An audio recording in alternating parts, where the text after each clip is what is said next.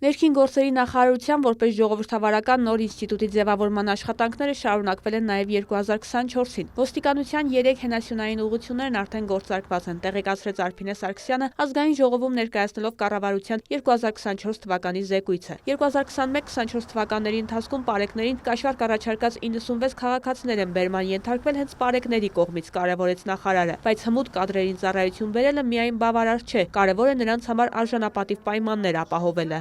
24 թվականի կտրվածքով ատեստավորման համար դիմել են ոստիկանության 4063 ծառայողներ, որոնցից 1031-ը հաղթահարել են ատեստավորումը։ Այսօր համակարգում, օրինակ, քրեական ոստիկանը, եթե նախկինում ստանում էր շուրջ 285,000 դրամ դրամական բավարարում, այսօր այլևս այդ թիվը կրկնապատկվել է։ Պատգամավորները նախարարին հարցեր ուղղեցին բարձր դասարանցիների շրջանում թմրանյութերի օգտագործման թեստ անցկացնելու հնարավորության, ոստիկանության տարբեր ճյուղերի աշխատանքի արդյունավետության մասին։ Քրեական ոստիկանության առումով ծառայությունը նոր է ներդրվել, կարելի է ասել, 2024 թվականի նոյեմբերի 1-ից, բայց ներդրումից հետո ունենք բավական լավ արդյունքներ գրանցված եւ թմրամիջոցների ԱՊՆ շրջանառության դեմ պայքարի թվերը ես որ նշեցի, մի քանի տասնյակ կիլոգրամներ միայն նոյեմբերի 1-ից հետո են արգրավել։ Հարցեր հնչեցին նաև ընտանեկան բռնության կանխարգելման ուղղված օրենքի կիրառության հասարակությանը ներգրավելու անհրաժեշտության վերաբերյալ։ Որոշակի էքսպերիմենտալ պրոցեսներ ենք իրականացրել հասարակության շրջանում։ Ես հավով պիտի արձանագրեմ, որ մենք ունեցել ենք հատուկենտ դրվագներ, որտեղ օրինակ բեմադրությունը սրճարանում էր, պայմանական, որտեղ որ նմանատիպ սցենար կար, հատուկենտ են այնպիսի քաղաքացիները, որոնք որ պատասխանատվություն էին զգում արձագանքելու այդ իրավիճակին։ Անդրադարձ կատարվեց նաև ճանապարհատրանսպորտային պատահարների թվի կրճատմանը, հանցագործությունների բացահայտման մակարդակի բարձրացման անհրաժեշտությանը։ Ընդդիմությունը հարցերի ընթացքում դեռ նախորդ օրվանից լուռ էր, խոսեց, երբ հերթը հասավ ելույթներին։ Հենց տեսնում եք, որ որևէ այլ բացատրություն չկա, էլի հիշում եք թալանները նախկինների։ Բայց այդ թալանների մասին ով պիտի խոսի։ Իսկ ընդունում եք, որ նախկինները թալանել են։ Իհարկե նախկինում թալան է եղել, հիմա էլ է շարունակվում։ Իսկ պարոն Ռուբինյան, դուք ավելի լավ է 004 շրջաբերականի տալուց առաջ նախ ասեք քանի շրջաբերական ունենք եւ դրանցից առաջ լավ կլինի ընդհանրապես ասեք քլեչը ոնց է։ Լեռնային Ղարաբաղում պետք է իշխանափոխություն իրականացնել։ Այդ 004 շրջաբերականում են դա ասում։ 2022 թվին, 2023 թվականին Դաշնակցությունը Քոչարյանով, Սերժ Սարգսյանով իշխանափոխություն են իրականացնում Լեռնային Ղարաբաղում, դրանից մի քանի օր հետո Լեռնային Ղարաբաղը հայաթափվում է, էթնիկ զտում է տեղի ունենում։ Պատահական չի, որ իրենց աջակցությամբ այսօր Գյումրիում քաղաքապետ ընտրված Վարդանիկը ինքն իրեն է այդպես անվանում, ամենայն հարգանքով կոմունիստ հավատացյալ Վարդանիկը հայտարարեց, որ ինքը կողմ է, որ Հայաստանը Բելարուսի օրինակով դառնա միութենական պետության մաս։ Ինչը իդեպ Դաշնակցության 004 շրջաբերականի ուղիղ իրագործումն է։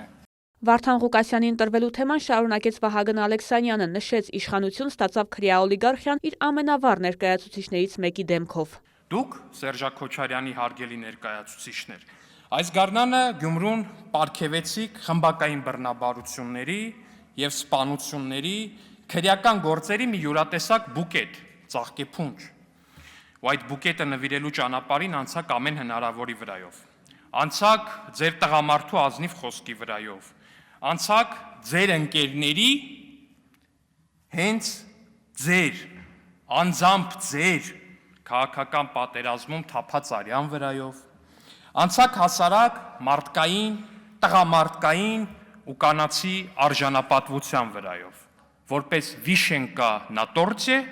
ձեր ցնծության օբյեկտը այսօր արդեն հայտարարեց, որ կողմ է Հայաստանի բելարուսացմանը։ Ելույթների համար հերթագրված մոտ 4 տասնյակ պատգամավորների թվում շատ էին ընդդիմադիրները։ Արթուր Խաչատրյանը գերազանցեց սահմանված ժամանակը ազգային ժողովի փոխնախագահը հորդորեց։ Այսել մի Խաչատրյան, ձեր ժամանակը վաղուց սպառվել։ Հա, որ խոսում ենք, կարծեմ պիտի ավելացնեք։ Եվ պարոն Ռուբինյան, ես կարծում եմ, որ դուք պետք է տենց գորակ քլեչի վրա ասեք, արա, քո փողլու խելա։ Մի բարի խոստացել ես, ասում ես կբացենք Պարոն Խաչատրյան,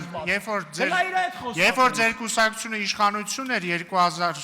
1918 թվականին տեսանք էլի ում հետ ինչ եք խոսում, ու ոնց ու ինչի դա բերեց, ու այդ ձեր էժան տրյուկները չի անցնում, զբաղեցրեք ձեր տեղը, պարոն Գոնջարյան համեցեք։ Հայկ Կոնջորյանը եւս հիշեց դաշնակցության անցյալի դրվագները, ասաց երիտ թուրքերի հետ համաձայնության է եկել պարլամենտական 20 տեղ ստանալու խոսման դիմաց մոռացության մատնել Ադանայի արյունահեղությունը, իսկ այսօր խոսում է Գյումրիում տարած հաղթանակի մասին։ Քաղաքացիական պայմանագիր կուսակցությունը Հայաստանի տարբեր քաղաքներում հաղթում է ընտրություններին եւ տարբեր քաղաքներում պարտվում է ընտրություններին։ Եվ սա քաղաքական գործընթաց է, որովհետեւ քաղաքացիական պայմանագիրը քաղաքական կուսակցություն է։ Լավ, բա դուք ինչ եք։ Բա դուք ինչ եք։ Բա գնացեք դուք էլ մասնակցեք։ Միտեղ հաղթեք, միտեղ պարտվեք, միտեղ հետևություններ արեք, միտեղ նայեք, ասեք, լավ, բայց այս ինչ է, մենք այս ինչը սխալ արեցինք, բայց դուք դա չեք կարող անել, որովհետեւ դուք ի սկզբանե արդեն կատարյալ Ժիգուլի եք։ Կառավարության ծրագրի 2024 թվականի զեկույցի քննարկումը խորհրդարանը դարձյալ չավարտեց։ Վարդուհի Արզումանյան, Դավիթ Մաչկալյան, լուրեր։